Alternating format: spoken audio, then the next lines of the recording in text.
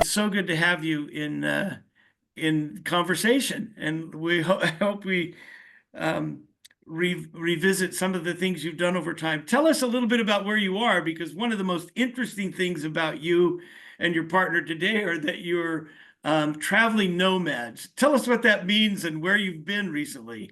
Well, thank you, Stephen. It's great to be here. Yeah, we are.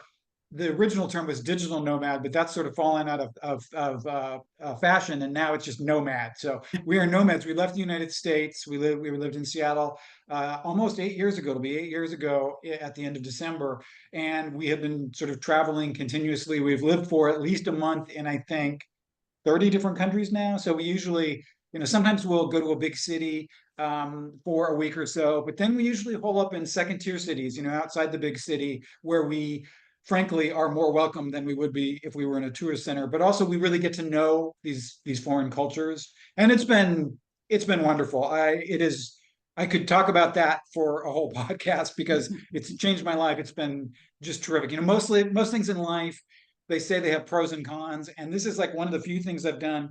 It doesn't really have a con, it's just all pros. Right now we're in Bristol in the UK, which is quite charming. It's a little damp, but that's the UK for you. It's a little damp. It's like most people that know me. I have a daughter that married a Scot, and they've been in.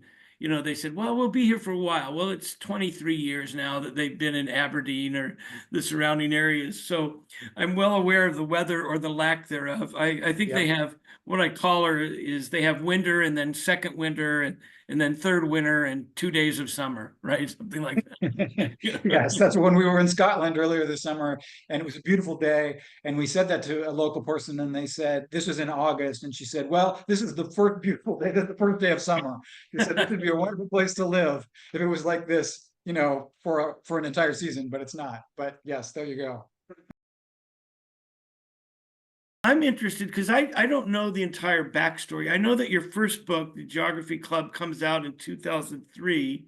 So for context, um, what did you do before the book? Were you doing other kinds of writing? Did you have an other career?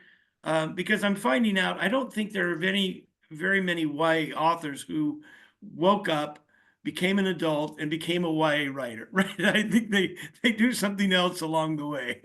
I think maybe that was true after YA became big in the aughts, but you're absolutely right. You're absolutely right. I hadn't even heard of YA. I knew I wanted to write fiction, and I was writing screenplays and novels. I was writing all over the place, and I had written a book. One of my first agent, she zeroed in on this book about a gay teenager, and first of all, I tried to sell it on my own, and it had won the Judy Blume grant. It won that like in the mid 90s. And so I got submitted to all kinds of editors, and they all said, "We love this, but there's no market for this. We can't sell it. Forget it." And it went to acquisitions a couple of times. They all said, "Sorry, there's just no market for it." So then my agent zeroed in on it. It was the same book, but it was a sort of it had evolved quite a bit since then in the Geography Club. And she said, "This is the one that I really think will sell." And I said, I tried that on my own, and they said the same thing. We love it. It's not going to sell. I said, "Well, let me try."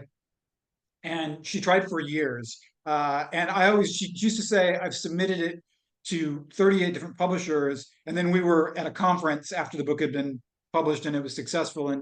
And I said that. I said, you submitted it to 38 publishers. And she said, "Oh, I've submitted it to way more than that. I just told you that to soften the blow." It was hundreds of people rejected this book. And it was the same sort of thing that everybody really liked it, but they all said there's no market for it. So finally, she found an editor at HarperCollins, Stephen Fraser, who really liked it. They gave us a little tiny advance. It was $5,000, which was nothing. And they said he took it to acquisitions, and they said, "No, it's not good. There's no market for this. It won't sell." He said, "I really, really believe in this book." And he said, "Okay, you can have a little bit of money. We still don't think it's going to sell, but we admire your passion, so we want to support your passion." That's what they said to Steve. So the reason the book exists is entirely due to Stephen Fraser and then my original agent, Jennifer DiChiara. And so then there was forever between acquisitions and publication. It was like Yeah. 3 years. And I remember at one point, Alex Sanchez's Rainbow Boys came out, Yeah. and I remember thinking, I mean, there had been gay books before. It's not like we were the first. There had been a few, but his book came out and it made a bit of a splash. And I remember thinking, well, that's it. You know, he's stolen my thunder. There can't ever be room for two gay YA novels. Might as well just hang, throw in the towel, hang it up, forget it. Of course, my book came out the following year, and there were everybody at HarperCollins, they all loved it. Everybody really liked it. It had a lot of in-house support, but everybody said the same thing. It's not going to sell. It's not going to sell. It's not going to do anything. Don't get your hopes up. So then, except for Steve. Steve was saying, no, I believe in this. I think the time is right. So then it was published, and then 2 days later, he called me and he said, I've got good news. We sold out the first printing, and we're going into a second printing, and I've got more good news. In between the time we decided to go into that second printing, that sold out, and we're now going into the third printing. This was the second day after publication. So it went on to sell over 100,000 copies. I mean, it sold way more. I remember. So at the time, I thought, all of my writer friends, they complain about how hard it is to sell books. What are they talking about? It's easy. All we did was write this book, and I've since learned that Yeah. all of the stars aligned, and everything was the perfect moment in time. And I've never had a book sell that well ever again. But it was sort of interesting that if a book or a subject matter is destined to happen, you can't hold it back. Yeah. It will happen. And I think that's still true in the arts. That's sort of the magic of the arts. It's also the inverse is true too, that you can write something that you think is really good, you feel really passionate about, and for whatever reason, the timing just isn't there and it doesn't sell. And that's, I've also experienced that in my career. But anyway, we caught a wave. Alex Sanchez, and by that point, he had a sequel to his first book out, and oh, David Levitan Yeah. had Boy Meets Boy, and Julie Ann Peters had Keeping You a Secret. There was sort of this year of 2003 where there was three, like I said, there had been plenty of other gay books, but these are books that really broke out into the Right. mainstream. They were not niche books, and they sold a shitload of copies. And then, my book went on to be adapted as a feature film, and there was a lot of interest about that the first few years. And so there was definitely something in the air. And now I swear to God, I look at YA books and sometimes I think, are there any books that don't have gay characters? It feels like it's such a huge genre. And there is this appetite for it, which ironically is not mostly gay kids. I think it's mostly women, most teenage girls and 20 and 30 something women. But whatever, it became a thing, and it is a thing. And Yeah. I'm humbled and grateful to have been a little part of that history.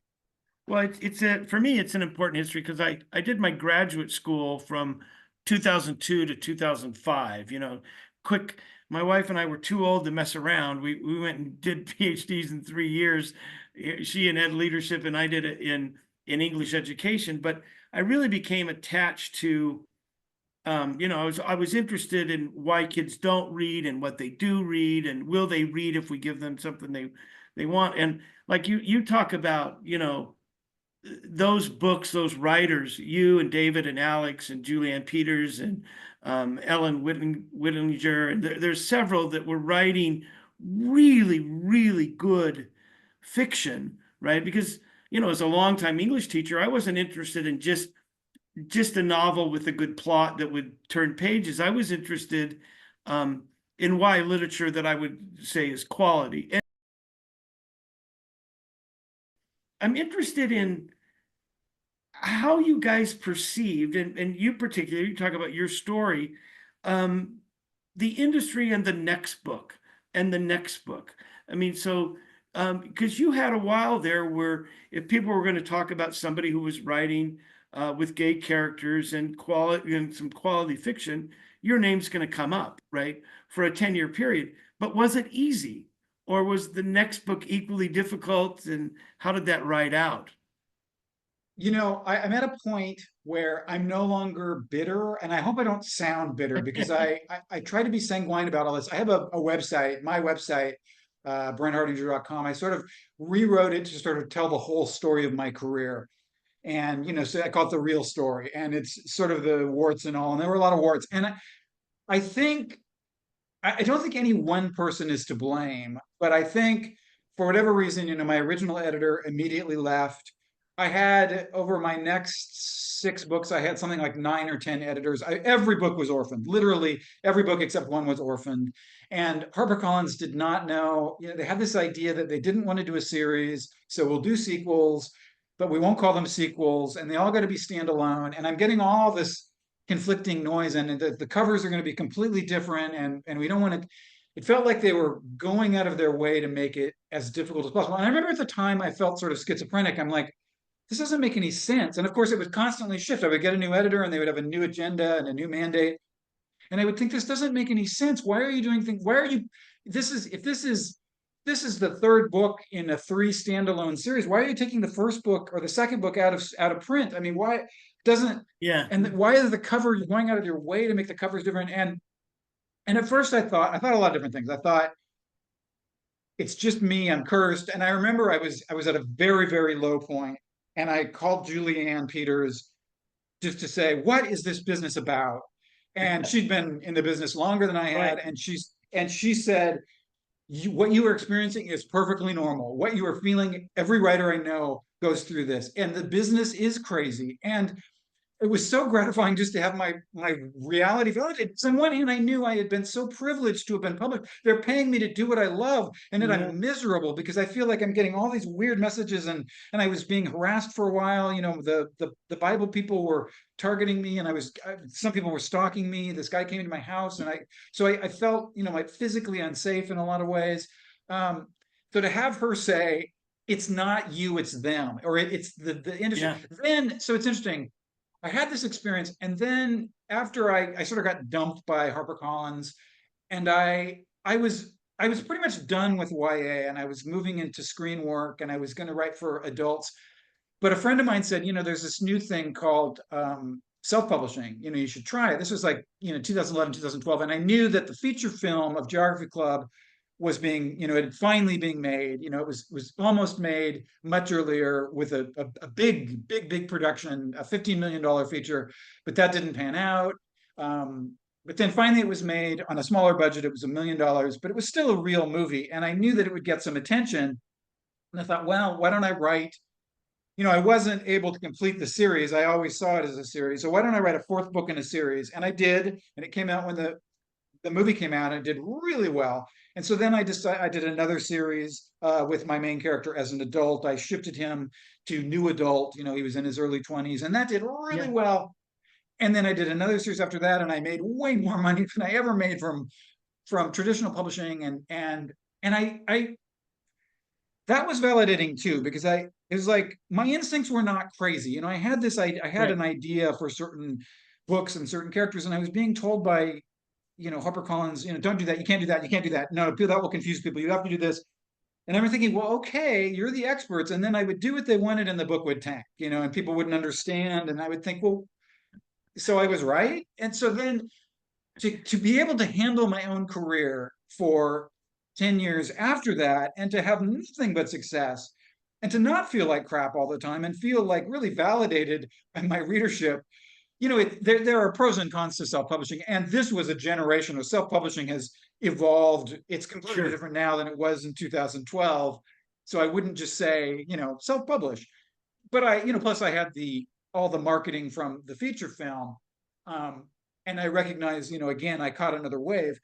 But I do look back and I think they don't treat authors very well. At no point, every writer says this, and it really depends on your editor, I suppose. But at no point do they sit you down and explain the process. If you have a good agent, your agent will explain the process, and your editor. But they don't do a good job. And if you don't have a consistent editor, if you don't have a consistent team, then there is so much contradictory advice and directives and then I know we talked about this online, and then you throw in whatever happened. I don't know what you want to call it, the wokeism or the social media backlashes that started around 2015. You throw in all of that, and then suddenly this schizophrenic industry that was already very wary and very, chasing the dollar, but also wary of any controversy, especially when it comes to LGBTQ content.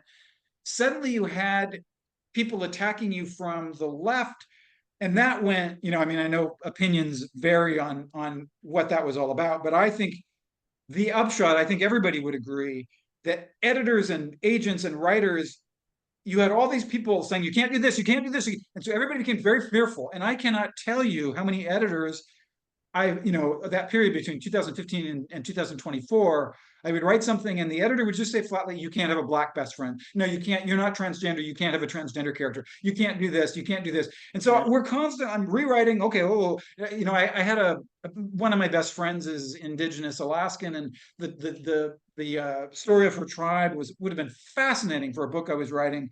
And I thought it just seamlessly plugged right in. And she's one of my best friends. And they said, no, you can't do that. If you're not native, you're not indigenous. If you include that, you'll be. And I mean, on one hand, I think part of it was fear, but on the other hand, I think part of it was real. It was genuine paranoia. So, we're all trying to be artists. We're trying to listen to our muse. We're all trying to do. There was a feeling that nobody trusts me, the writer. Nobody trusts me to do presumably what I do well, what I've spent my whole life. I've devoted my life to this. Suddenly, I am not trusted to do, and there are all these people micromanaging and second guessing me, and you cannot create art in that environment like that. You just can't, I believe. And again, opinions may vary, but I think most writers would agree that that environment is not conducive to good storytelling and daring and adventurous storytelling, challenging storytelling that's going to move the ball forward. Everybody becomes very cautious and conservative because they're terrified of saying the wrong thing.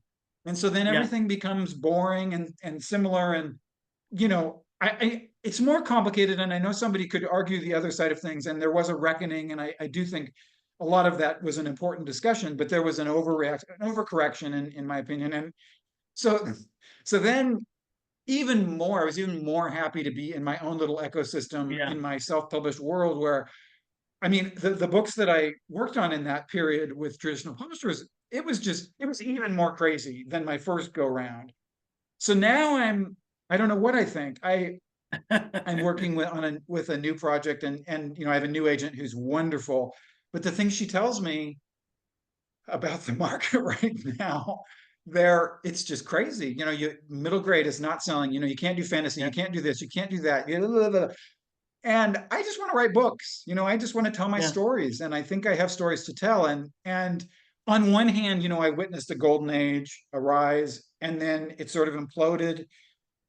And I've made my living. I've been writing for 30 years. I do a travel newsletter now. I'm still making more money than I've ever made in my career. I cannot complain about that side of it, but it does sadden me. Plus I'm getting older, and maybe it is time for me to make room for a next generation. There's probably truth to that too. But in a lot of ways, my career was very unsatisfying and very frustrating. And again, I'm sanguine about that. I've got perspective. I don't think I'm bitter. Everybody has pain in life. Nobody gets out alive, and it's challenging. But I do kind of wish that first golden year, I wish I'd appreciated it, because I didn't understand what was happening. And how rare and precious it was. But I still have the memories of all. I've probably gotten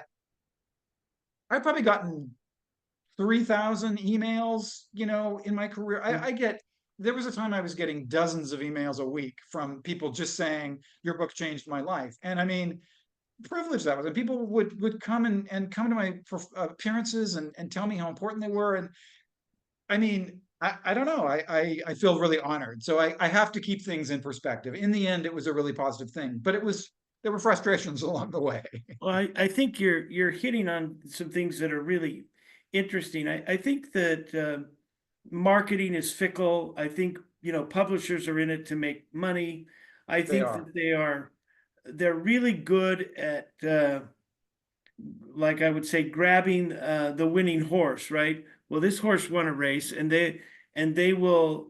Like one of my favorite examples to talk about it is Walter Dean Myers. Walter Dean Myers was not the only African American writing books, but once somebody had him, they were using him and convincing him to write another book to the point where I don't think many publishers were looking for other writers, right? And I think there's a lot of writers who missed some marketing opportunities or weren't promoted in the same kind of way. And if we were to go back and scour the 70s and 80s, we would say, oh, here's a really good book. Well, what happened to that author? Well, they just weren't picked up, and I think that Yeah. that's similar to what happened is people will grab the horse that's winning the race and try to have it win every race rather than let things kind of expand. And that's not it's not like I think when Faulkner won the Nobel Prize for Literature, he had one book in print in the United States. He was really promoted, I think, by the French, who said, why isn't this guy doing that? Well, once he won the Nobel Prize for Literature, he's never been out of print, all those kinds of things. But everything that the critiques you're talking about, Faulkner wouldn't have survived any of those critiques, right? But he was trying to write what I would say stories of the South that were honest and hard and direct. But, would he been able to write Dilsey's character in The Sound and the Fury today because he's not a Black woman? Well, that was never his issue. His issue was to try to give a portrait of a struggling Southern family that, ironically, Dilsey was the only stable person in the sphere, right, who can bring things together. And how did Faulkner see that? Well, I don't know. He didn't see it because he was a Black woman. He was somebody who was trying to write, in my opinion, truth, right? And I think as you try to do that, or as Alex tries to do that, or Julianne is a really good reminder. She's passed recently, but Yeah. really good reminder of a collection of books that, in my opinion, shouldn't be lost in the memory of YA, right? You've got these writers that we should anchor the books. I wish there was some secret way that books could say slightly in print so that when researchers or students of the field could look at them and find them. I mean, because sometimes we're scouring Amazon to get something that we missed, right? And say, oh, what about that first book, right? Or those kinds of things. And so I think that's sad, but Well, ebooks did change the world, and it was interesting when ebooks were introduced, in the late aughts, I guess. I started getting email, and it was interesting because, a lot of the things, it feels like as I travel the world now, a lot of I'll be in a culture and I'll get to know local people and I'll think, well, this feels like America back in the 90s on gay issues or whatever. And so a lot of times Geography Club, which by 2010 or 2012 was dated in the United States, but it was still very relevant in maybe a Muslim country, or in in Thailand, or some of these other countries. And I was getting all these emails from kids who were discovering the ebook. So in a way, you sacrifice the tangible quality of the physical book, but what you gain in sort of reach has just been extraordinary. And cost, the cost is cheaper too. So people who maybe couldn't have afforded a $12 hardcover, they can afford a $1.99 ebook, even if they're in a poorer country. Yeah, I think the other thing about that is if kids would relearn to use libraries, including e-libraries, Yeah. a lot more things are interested. So if I were teaching today, I would, because I think the New York City Library gives a library card to anybody virtually. So I think if we were to rediscover how to use libraries and what's open to kids and what you can do, because at least in the United States, and I'm well aware that this is not the case in other countries, but in the United States, most kids are getting access to some device that would let them access books digitally, right? My wife and I spent a year in Africa. That's still not the case in Rwanda. That's still not the case in Uganda, right? Where people have often limited access to things. But here in the United States, if kids and teachers would subtly, if they're in danger, or directly if they're not, teach kids how to use libraries, lots of doors would open. And I think they're also archives to the past as well as things going forward. I think you make a really good point with that. So let me ask you about, we could talk, I think I might set you up with a couple of other people who might want to interview you about the past of this, who are trying to document some stuff in the history of YA. But tell us a little bit about, you're a writer and you're a professional writer. So what does your day look like? How do you carve out that? And, regardless of what project you're on, do you have some kind of a routine that says, okay, I'm going to be the writer? What do you do in a day? Well, it's funny, I think we're all neurotic in some way, but I think successful people learn their neuroses and use them to their advantage. And I have this weird quirk that once I start something, I have to finish it, which is very frustrating to my husband, Michael, but it's been very beneficial to my career. So I'm sort of loosey-goosey in my day. Um, I sort of do what I want to do. This morning we went for a walk and I went for a run after that, and I did my Spanish lessons, it's not that I wait until passion strikes, because then you're waiting forever. But I do set I've always set goals. This is what I need to do today, and I can't go to bed until this is done. And I know that this is, my neurosis will not let me go to bed. Once I start working, I will have to do all this. And so it's not a question of, working 6 hours. It's a question of, I have to get these bullet points done. And so I guess I've never had writer's block. I work my ass off. I work really, really hard. And once I get it rolling, it can be very difficult for me to get started. But once I do get started, I become all consumed in something, to the point where sometimes I will make myself sick. I don't know to stop. And Michael has to say, okay, walk away from the computer.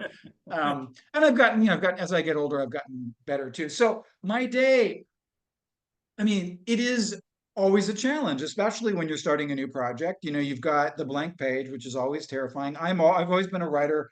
I'm not a pantser. I'm a planner. I think, the more work you do ahead of time, the less work you do down the line. And I think that's why I've always been relatively prolific. I don't have to write a whole draft and then rewrite it 16 times. Although the older I get, the more I think the better I'm getting. And so the bar is getting higher, and so I do, it's taking me longer in that respect, because I want things to be perfect. But no, I'm really lucky. I've always been sort of self-directed and goal-driven, goal-oriented. And I feel like I have, there's more than I want to write than I could ever write. The question is, do people want books these days? Do people, Yeah. it really is, it's an ongoing conversation that I'm having with my agent and that I'm having with myself. Part of it, I do a travel newsletter. Brent and Michael are going places, so I devote much of my time to that. People are consuming that. It's the story of our travels. People are consuming that via email and then via an app, and I think that's a little more digestible. But I do, and during COVID, I mentioned that I do screenwriting work, and I had a number of movies in development. And just during COVID or post-COVID, everything just imploded. The streaming thing is just completely imploded, and that's been hard too, to sort of let go of the dreams of some of these projects. And I do. So I asked myself, will there be a market for movies, for streaming movies, or will it be a shell of the market that existed 5 years ago? And I don't know. I do think, we live in an era where there is so much content and media being consumed.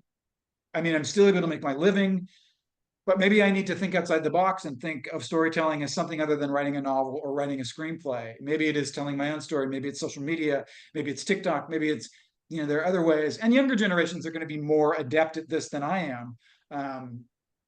But I do think, if you're going to be a writer, the ivory tower thing never really existed, I don't think, but it really doesn't exist now. Now you have to be, you have to be nimble. You have to be, you have to know, if you have to have a platform, you have to know the changes in your platform and in your genre, whatever it is. And I think if you do that, you can still have a great career as a writer, but you can't just be the kind of author that goes off, in the remote cabin for 6 months and writes a novel and then delivers it to your publisher. That doesn't exist, if it ever did. Yeah, so when you say, because I think, if Brent and Michael are going places, is storytelling. But you Yeah. guys have tried to function as a newsletter. Have you tried to duplicate and push it on Twitter or on Reels or on Facebook? Or are you content with the newsletter as it exists? Or are you confronting the fact that maybe a real successful newsletter takes advantage of two or three of those arenas? Well, we actually have a whole media empire, frankly. We we syndicate through Yahoo, and we do all kinds of things. And frankly, we're making a lot of money. You know, we get more than, I think, our views for the month for our content. It's 700,000 views for the month, which is, you know, unique views, which is pretty good. That's bigger. You know, 700,000 people are reading an article, you know, are reading at least one article that I wrote. And so, yes, we also supplement that with a social media presence. But you know, Substack, where we publish the newsletter, that's its own platform, and then we syndicate to a couple of other websites, one which is gay and one which is sort of more general interest. And so, you know, for whatever reason, it's reaching people, and you know, we're being compensated for that reach. So, but yes, I mean, there are a million ways to do it. It can be TikTok. A lot of my friends are doing YouTube or TikTok, or you know, there are all kinds of opportunities. You know, it's the best of times and the worst of times for content creation for writers, because on one hand, the traditional industry really is evaporating before our eyes, but there are all these new opportunities that are appearing every day. And I keep thinking, you know, I keep thinking it whenever I think, well, this is the end, something else will appear. You know, Yeah. whether it's self-publishing or whether it's the newsletter, some opportunity presents itself. And frankly, I kind of like being in my, you know, I'm in my late 50s, and I like feeling relevant. You know, I like Yeah. feeling like there are still people who are interested in what I have to say, even if I'm not saying exactly what I was saying 20 or 30 years ago. So it's a good life. You know, I'm not bitter in that respect. Yeah, it's interesting because I think you've tapped into something that's really important. It's like this is you know, when I finished, I was the editor of the Allen Review till 2014 for a 5-year run, and when that was over, I thought, well, I still have things to say and want to comment. I want to write editorials about young adult literature, so I started the blog, and my goal was to publish every Wednesday, and for the first year, I did most of them, and now for years, I've written, well, the last 3 or 4 years, I've probably written 4 or 5 times a year, and we host other people on Wednesday, right? But I would say that from 2014 to 2020, it was easy. It was a blog that was read pretty frequently, and I, as an academic, I never tried to monetize it, which I have a brother in the industry of, you know, he thinks I'm nuts. You know, you should have monetized it, and maybe I should have. But since 2020, the blog is not relevant in the same way because there are, I don't know, 100 podcasts that do young adult literature, or people that are connected to Reels. And so we're with the people that have helped me write it since I've retired or edit it, we're in a discussion like, should it continue? You know, 10 and 11 years is a good run. Should we monetize? Because that means something else. All the algorithms are bent towards people who are trying to monetize or, you know, use advertisements and those things, which we haven't done. So it's, do we let younger people do it? And so we're going to meet at NCTE this year, those that are interested and those that have written for us frequently, and have a discussion about, do we give it one more year doing the things we like to do and see, or do we revamp it completely as something that we monetize? Do we focus on doing quick reels that invite people back into the blog? Because we don't get the traffic that we did without doing anything early. Frankly, in 2018, 2019, we got traffic we didn't even deserve without advertising, without doing anything, just because teachers kind of wanted a resource. When we did a weekend pick, it really picked up. If they knew on Friday, we'd post it on Facebook or put it on Twitter, and people would say, oh, what's the weekend pick this week? What are people recommending? So it's, like I say, it's a different world. And I'm not sure now at 69 that I want to do that every day, right? That I want to push the marketing, that I want to do that, because there's a lot of good things out there. I can sit back and say, there are a lot of people advocating for young adult literature. I'm not alone. I can step back and its life will be okay. But I think when you and Michael are doing something, you're still doing something that's unique, that's not a lot of you, that I think if you're being successful, boy, you should ride that pony, I think, and if you've got success with a few avenues, you've beat the odds, right? Yeah. Yeah, you might try it too. You might try a newsletter, an email Yeah, newsletter, because I do think, there's always a lot of competition, but I do think, if you find your audience, what do they say? All you need for success is 1,000 passionate followers. I think that's yeah, true for books. If you have 1,000 passionate fans, then you will always be able to monetize that. I think that's probably true. We yeah, have not quite that many paying subscribers, which are the base of the platform. right. So Yeah, I think, and those are things we'll consider, right? Because there's a core of 3 or 4 of us that do the editing, and now and maybe it is something that we could do, but it's interesting for me to watch um, how these things take off or don't take off, right? Um, like I think it's you know, how many people have a voice as good as, say, Bette Midler? Well, maybe quite a few, but boy, Bet could sing it. She could market it, and once she got a couple of followings, then you're Bette Midler, right? But I think that being at the right place, having the right group of people around you, getting that right audience, causes a sensation that's hard to ignore, right? And I think that's really something that's interesting. And again, I look at what you've been doing, and you say, well, I'm past it. I'm not YA anymore. For me, when I think about it, and maybe it's because of my generation, I think, man, Brent, you were YA and a piece of YA for a 10-year period that I think is really, really important to think about, right? And the fact that you're still vibrant and writing and talking and commenting on the world is probably as important as the fact that you wrote for YA for 10 years and now maybe you're not, right? So I think you do that. But the commentary, and when I post this, I'll link some of the blog posts that you shared with me, because I think they're really interesting commentary on what it means to be a writer, right, today. well, sometimes, I think everyone who's been in this industry, anything media related over the last 30 years, 40 years, I think we all think the same thing, which is, can we just not have disruption for a while? Does everything constantly need to reinvent itself every 5 years? Because it does get exhausting. And I mean, I remember, like, with the first, when Geography Club was published and it was so successful right out of the gate, I remember thinking, well, this is it. I'm set. I've got a career now. And I didn't understand that you're only as, popular as your last book, what they say in the arts. It's really true. And that, just because people bought the last book, it is all about, the market is changing, and the marketing is working or it isn't working, the packaging and everything needs to come together. And that, you can only ride the pony so far. I think everybody, even, I've got a lot of friends who have been way more successful than I have, but even they come to the end, and the end come, I mean, unless your name is James Patterson, or I guess. But I was just thinking about being in the UK.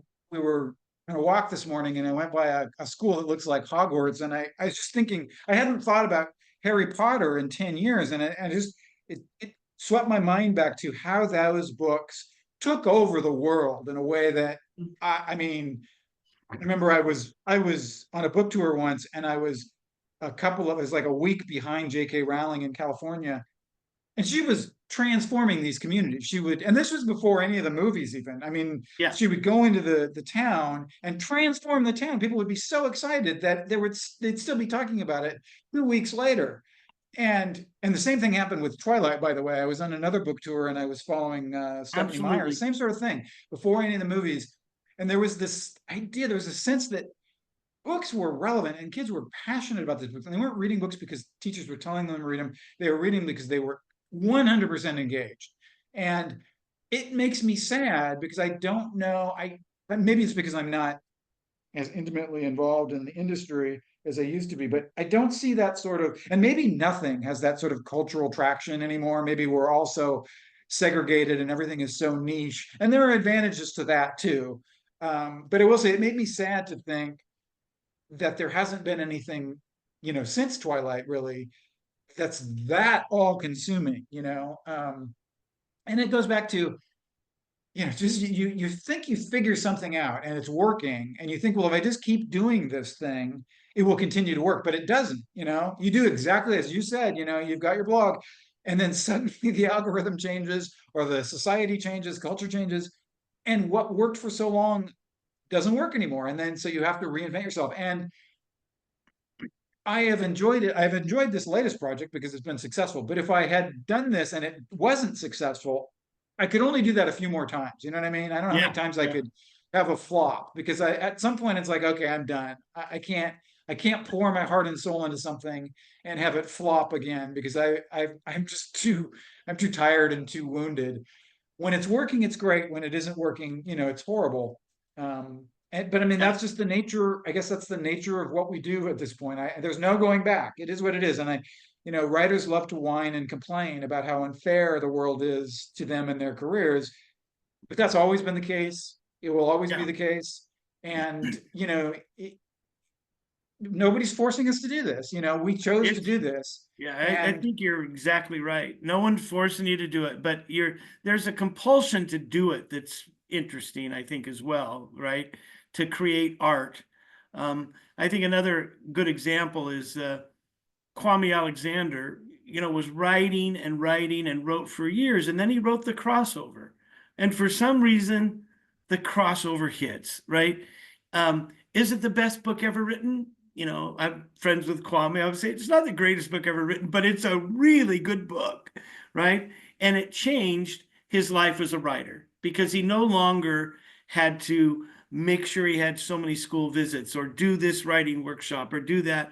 All of a sudden, he could write. And he's been, I think, as good as anyone at understanding what that meant to grab onto that and respond to it, right? So when people say, well, Kwame Alexander just was an overnight success. No, he wasn't.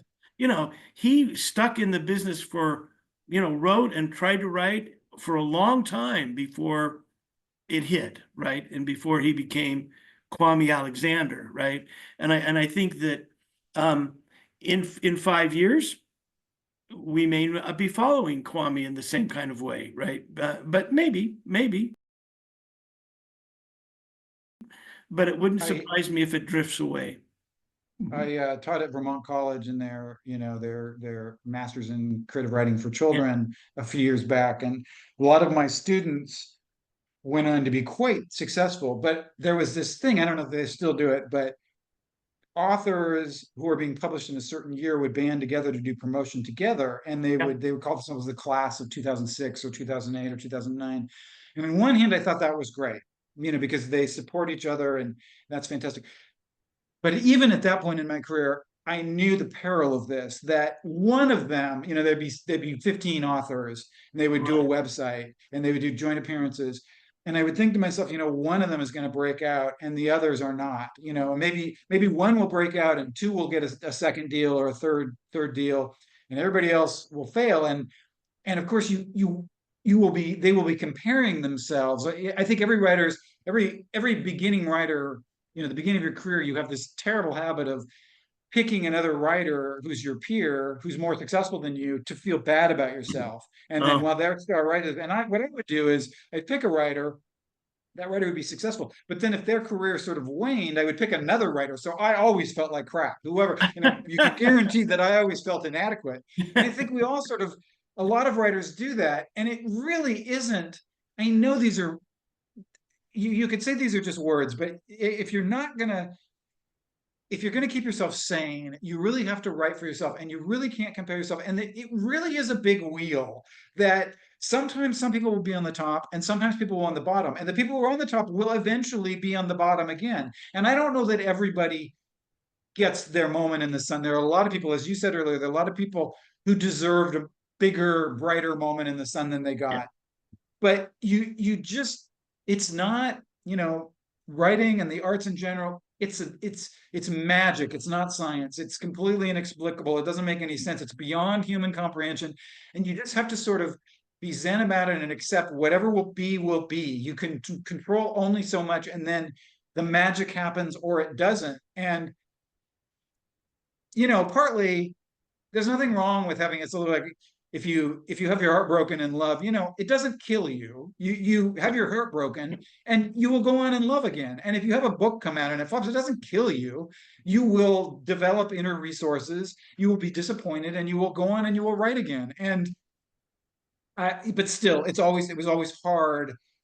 I had students that I thought were so talented and their books never sold. To this day, they're Yeah. unpublished. And I had other students, some of them that were talented did get published and they were very successful. And other people were talented and they got published and they didn't do anything. And then some people didn't get published at all. And I just thought, and there were some people who were not talented that got published and were successful. You know what I mean? So Yeah. the bases are covered. And it's just so, and of course it's all just my opinion, but it's maddening. It's a little maddening, but it's also, part of the reason why, if everybody had their moment in the sun at the same time, it wouldn't be special. The fact that there's just one or two or three people that are so successful, that's what makes the success successful. Yeah. And all the people, unfortunately, they're all have to be the people that aren't quite as successful for that. It's like at the Olympics, there's only going to be 1, 2, and 3. And all those other people, they're going to train almost as hard, if not harder, but they're not going to be in the podium at the end. Right. And it's Yeah. heartbreaking to me. I watch the Olympics and everybody else is so inspired, but I'm looking at the person who came in fourth and my heart is breaking because I've been there. I know Yeah. what it's like to come in fourth or to not make the finals at all. And so that's the person I identify with after 30 years in the business. But it's all it's a beautiful thing. It is Yeah, still a I beautiful think thing. it is, It's and people striving. I think it's one of the things as a critic, I've always felt that I try to ignore the things I don't like, right? If I don't like it, I just kind of am quiet about it. But one of my favorite things to do when students or friends or others ask me what they should be reading, I'm always interested in the book that I think is fantastic that hasn't got any press, right? Because at any given time, I can think of an author whose book is just, I think, rivetingly good, but doesn't get the attention that it deserves. So I try to mention those. I try to interview those people. That's I great. try to do those kinds of things because it's hard to get those things.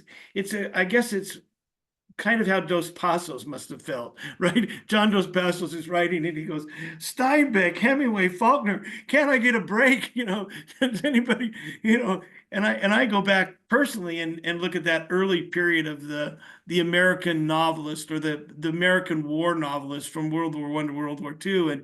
And frankly, I don't know that anyone treated American society better than John Dos Passos did. But he certainly wasn't getting the same kind of press, right?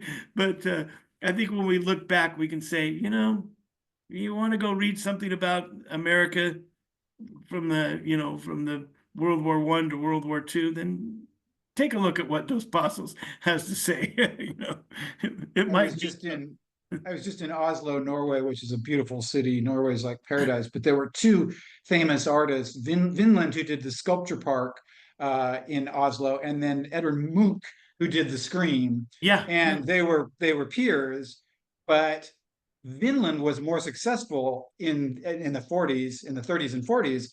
And so Munch didn't want to be friends with him anymore, couldn't handle the fact that his friend was way more successful. Where it is 50 years later, 70 years later, and it's actually Munch that's the famous Norwegian. Everybody's seen the Scream, but nobody knows Vinland. But I'm in Oslo and I'm looking at the sculpture park, and I think Vinland, the sculpture park, is far more interesting than Edvard Munch. I don't particularly like his art. He has a good gift, but I don't like his paintings. And so in the end, who knows? It just feels like we do what we can do. We hope for the best. And there's something to be said, if you touch, I want to touch more than one person. If I only touch one person, at least I've touched one person. And, you have to be, and I've expressed myself. How many people can say that, that I was Yeah. able to do this thing that a lot of people dream of, but I actually did it. You know, I saw it through and saw it to the end, and I can point to it, and it will always exist, and that is a beautiful thing too. So Oh, it is. It's been great to talk with you, Brent. I think that, I'm quite sure that there's more than one person you've touched with your books. I think that gift's going to be around for a while. But it's sure been great to have a conversation with you. well, thank you, Stephen. Good questions and great conversation. Thanks.